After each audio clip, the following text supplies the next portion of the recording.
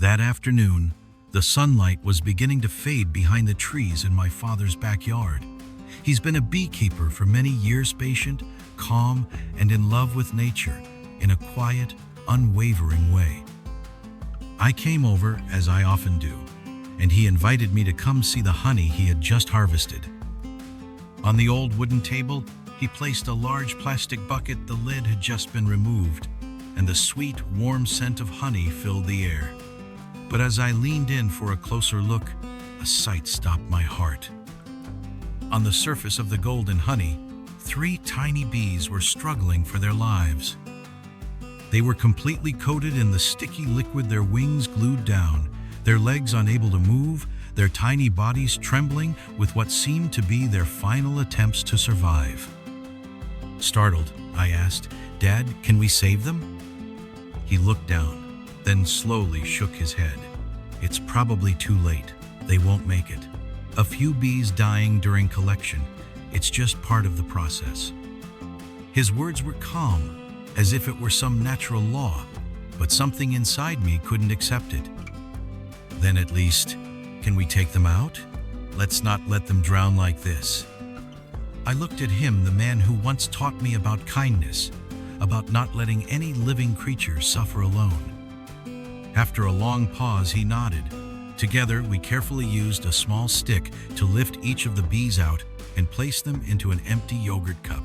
Then, we brought the cup outside to the porch.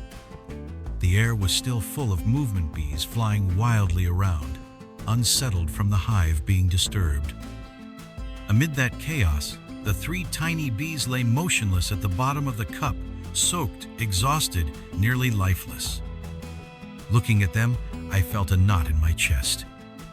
No one deserves to die like this, trapped in the very sweetness they helped to create.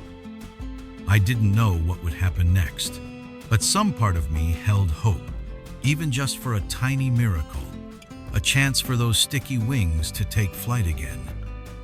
We set the cup down on a wooden bench out on the porch where the sunlight still touched it gently, away from the wind.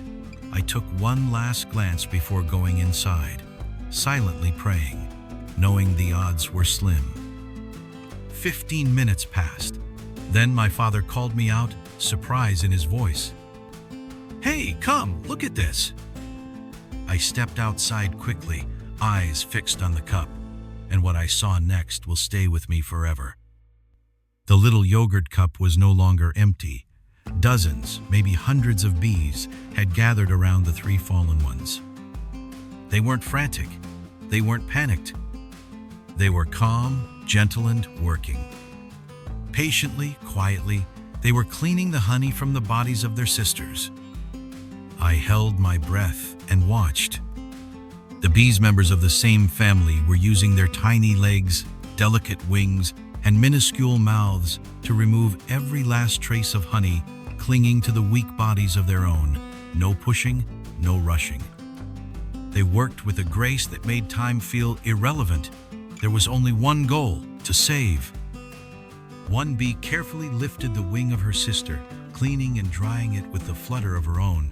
Another gently wiped honey from her sister's eyes. A few stood around like tiny guardians, keeping watch. No one left. No one gave up. Tears welled in my eyes. How could something so small carry so much love, so much loyalty? Time passed. When I returned again, only one bee remained in the cup. The other 2 had been cleaned completely and had taken off slowly, but surely as if reborn. And the last, weakest one was still lying there, but she was not alone. Her sisters were still tending to her, still working, still believing. I had never seen such tenderness in any creature, let alone bees. Before I left for the day, I stepped outside one final time. The cup was empty. All 3 bees had flown away, and I stood there, silent, in awe. They had survived not because we pulled them from the honey, but because they had each other, because they had sisters who never gave up, because no one was left behind. Softly, I whispered to myself, "Be sisters, be teammates, be home." Sometimes, I think we humans forget. The greatest lessons come not from books, but from watching the smallest lives. Don't let someone struggle alone in their pain if you have even the smallest chance to reach out. On the drive home that evening, the image of the three little bees never left my mind. Not because they nearly drowned in honey, but because they survived thanks to the simplest and most sacred things: patience, sisterhood, and the strength of a community that refuses to leave anyone behind. I kept replaying the moment in my head when the hive gathered around the cup, meticulously cleaning off every sticky drop, every delicate wing. No judgment, no hesitation. They didn't stop to ask, "Are you worth saving?" They just saved. In the world of bees, compassion seems to be instinctive. No one is left behind. No one is abandoned, even when they are weak, stuck, or seem too broken to fly again. I've seen too many moments in life where people leave each other behind in hard times. Have you ever watched someone drown quietly in the honey of life? Exhausted, lonely, overwhelmed by the very sweetness they once worked hard to create? In those moments, all it takes is a hand reaching out, a simple question, a warm glance, and it might be enough to bring them back into the light. The bees did that naturally, selflessly.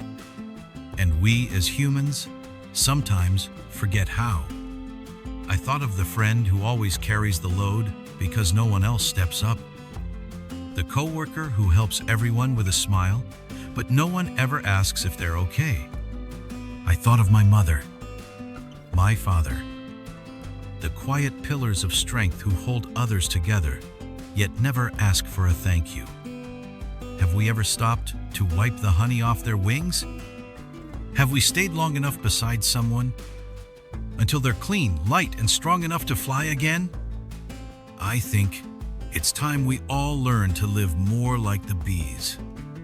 No grand gestures, no calculations, just being there, steady, gentle, wholehearted. Because for us, it might be a small act, but for someone else, it could mean everything. When I tell this story, I don't think I'm just telling you about 3 bees who nearly died in a bucket of honey. I'm sharing a miracle that bees left behind for humankind to witness. That kindness, no matter how small, can save. I remember the empty yogurt cup. No bees, no sticky mess, just a patch of sunlight and a story I know I'll carry for the rest of my life. Since that day, whenever I see someone looking tired or heavy-hearted, I remember Lena. I remember the sister bees. I remember the little cup on the wooden bench, the place where love won over death.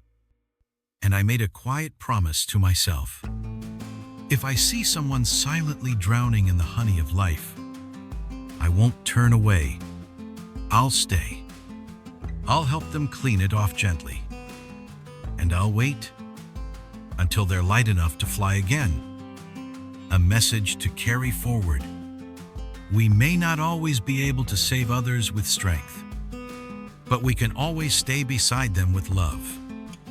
Just like the little bees who never leave their sisters behind. And if this story made your heart pause, don't keep it to yourself. Share it with someone who needs to know they are not alone. Sa.